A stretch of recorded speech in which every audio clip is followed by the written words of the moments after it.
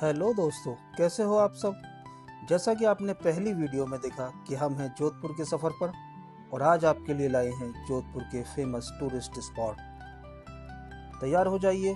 मैं हूं ए रहमान मुनीरी और आया हूं एक और कहानी के साथ। तो शुरुआत करते हैं अरोड़ा नमकीन से। अरोड़ा साहब की फेमस दुकान है और इनका शाही समोसा, शाही कचौड़ी और मिर्ची वड़ा बहुत ही मशहूर है। जितने भी लोग जोधपुर आते हैं इनका शाही समोसा और शाही कचौड़ी, मिर्ची वड़ा ज़रूर टेस्ट करते हैं। तो हम भी आए हैं और इनकी तीनों चीज़ें टेस्ट करेंगे। पहले हम चेक करते हैं इनकी शाही कचौड़ी। और शाही कचौड़ी में तो कोई इतना ज़्यादा ख़ास नहीं है। और अब हम चेक करेंगे इनका शाही समोसा।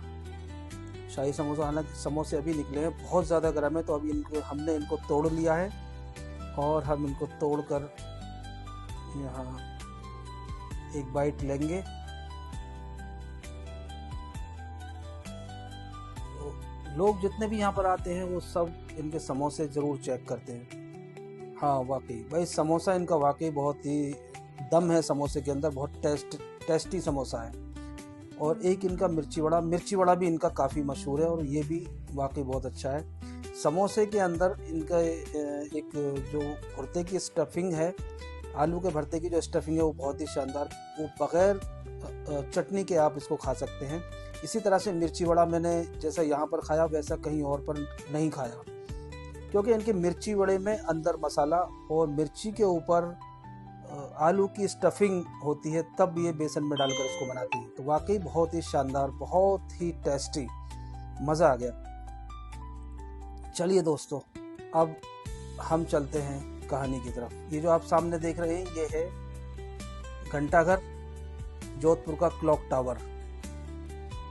और ये जो दुकानें हैं ये सब सरदार मार्केट, और ऊपर आपने देखा होगा ये था किला मेहरानगढ़ फोर्ट। तो मेहरानगढ़ फोर्ट के बिल्कुल नीचे की तरफ ये सरदार मार्केट और क्लॉक टावर आ रहे हैं। दोस्तों इमेजिन कीजिए एक ऐसी नगरी जहां नीले घरों की चादरें आसमान को छूती हों, जहां रेगिस्तान की रेत सोने जैसी चमकती हो, जहां हर गली में इतिहास की सांसें गूंजती हों। जी हाँ दोस्तों, ये है जोधपुर, राजस्थान का नीला शहर, राठौड़ राजाओं की नगरी। लेकिन अभी हम बात करेंगे इस शहर का दिल, क्लॉक टावर यानी घंटाघर की। घंटाघर सिर्फ इमारत नहीं बल्कि जोधपुर का दिल है। यह पुराने शहर का प्रवेश द्वार है, जहाँ से नीली गलियाँ शुरू होती हैं और नीचे आप देखेंगे कि सरदार मार्केट फैला हुआ है, जो महाराजा सरदार सिंह के नाम पर है। जोधपुर का जीवन यहाँ सांस लेता है। त्योहारों पर, दिवाली पर या होली में ये मार्केट रंगों से भर जाता है। घंटी बजती है, लोग इकट्ठा होते हैं, जो बताता है कि जोधपुर आधुनिक है लेकिन अपनी जड़ों से जुड़ा हुआ है। यहाँ आकर आप राजस्थान की आत्मा को छू लेते हैं। 19वीं सदी के अंत तक जोधपुर सिर्फ तलवारों और घोड़ों का शहर था। लोग सूरज की स्थिति से अंदाजे लगा लिया करते थे कि कितना वक्त हुआ है। लेकिन फिर आया महाराजा सरदार सिंह का दौर, जिनका राज 1880 से 1911 तक चला। वो एक दूरदर्शी राजा थे जो ब्रिटिश कल्चर को अपनाने के पक्षधर थे, लेकिन राजपूत गौरव को कभी नहीं भूले। 1909 में उन्होंने घंटाघर बनाने का फैसला किया और ये कोई साधारण निर्माण नहीं था। यह था जोधपुर को मॉडर्न सिटी बनाने का फैसला। यूरोपियन शहरों की तरह, जहां पब्लिकली क्लॉक टावर समय का संदेशवाहक होते थे और निर्माण की जिम्मेदारी दी गई स्थानीय कारीगरों को।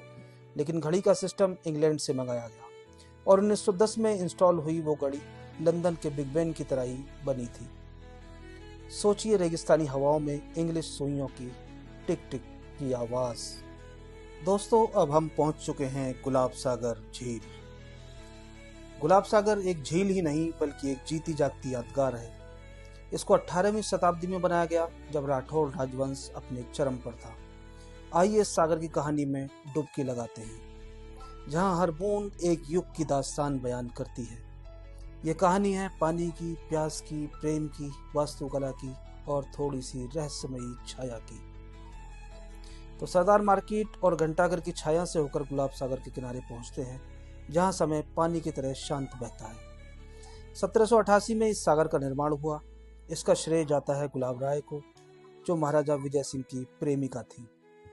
कुछ इतिहासकार कहते हैं कि गुलाब राय एक प्रभावशाली दरबारी महिला थी, जिन्होंने दरबार की साजिशों से महाराजा का सिंहासन बचाया। उनके नाम पर ही इसका नाम गुलाब सागर पड़ा। पहले ये जगह बावड़ी के नाम से जानी जाती थी, लेकिन गुलाब राय की देखरेख में इसे एक विशाल जलाशय में तब्दील कर दिया गया। निर्माण में लगे 8 साल और ये 150 मीटर लंबा व 90 मीटर चौड़ा सागर बनकर तैयार हुआ।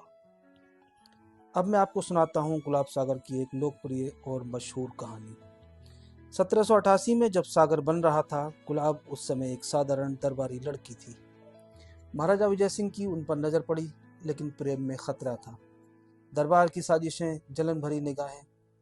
गुलाब ने कहा, महाराज, यदि हमारा प्रेम टिके तो मैं शहर में कुछ ऐसा बनवाऊंगी जो कभी ना सूखे।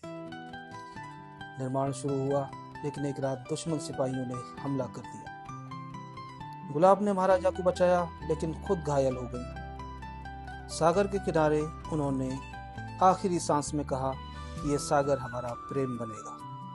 तभी से कहा जाता है कि पूर्णिमा की रात को सागर की लहरों में एक आवाज सुनाई देती है, जैसे कि कोई स्त्री विजय विजय पुकार रही हो। स्थानीय मछुआरे बताते हैं कि सुबह सुबह पानी में गुलाब के फूल तैरते हुए मिलते हैं, बिना किसी के रोपे हुए, बिना किसी के फेंके हुए। तो दोस्तों, कैसी लगी आपको हमारी कहानी, कमेंट में जरूर बताइए। दोस्तों, अब हम पहुंच चुके हैं तूर जी का झालड़ा।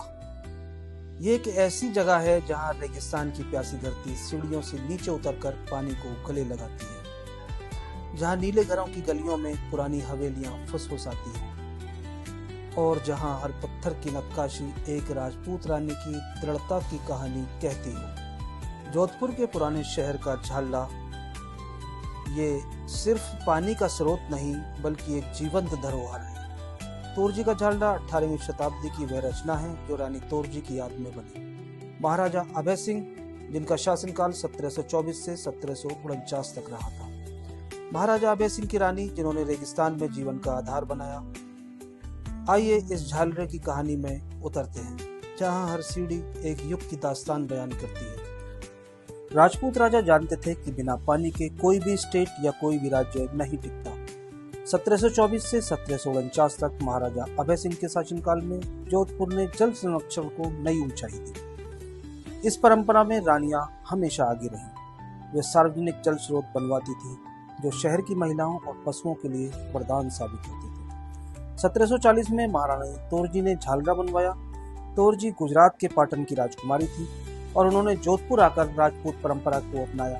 निर्माण की देखरेख खुद की, जो गुजराती निर्माण शैली से प्रेरित थी। ये झालरा 200 फीट से ज्यादा गहरा है। इसका उद्देश्य बाढ़ के पानी को रोकना और सूखे में सहारा देना था। पहले ये एक कुआं था, लेकिन रानी के प्रयासों से यह एक भव्य स्टेपवेल बन गया। महाराजा अभय सिंह के शासनकाल में, जब मुगल प्रभाव कम हो रहा था और ब्रिटिश छाया पड़ रही थी, ये झालरा शहर को मजबूत बनाने का प्रतीक था। सदियों तक स्थानीय लोग यहाँ पर पानी भरने के लिए आते रहे, लेकिन आधुनिकता के दौर ने इस झालरे को भुला दिया। दोस्तों, आज हमने आपको जोधपुर के 3 फेमस टूरिस्ट स्पॉट दिखाए। सामने देख रहे हैं आप, ये है जीवन शाह बाबा का मज़ार, जो कि यहाँ पर काफ़ी मशहूर है और लोग यहाँ पर चढ़ावा चढ़ाते हैं और मन्नत मानने के लिए आते हैं। तो दोस्तों, आपको कौन सा स्पॉट पसंद आया और कौन से स्पॉट की कहानी आपको अच्छी लगी, हमें कमेंट में ज़रूर बताइए। और अगर आपको जोधपुर के बारे में जानकारी अच्छी लगी हो तो ज़्यादा से ज़्यादा शेयर कीजिए, ताकि ज़्यादा से ज़्यादा लोग जोधपुर शहर के बारे में जान सकें। वीडियो को लाइक कीजिए और चैनल को सब्सक्राइब करना ना भूलें। तो मिलते हैं आपसे एक और ऐतिहासिक कहानी के साथ। तब तक के लिए शुक्रिया।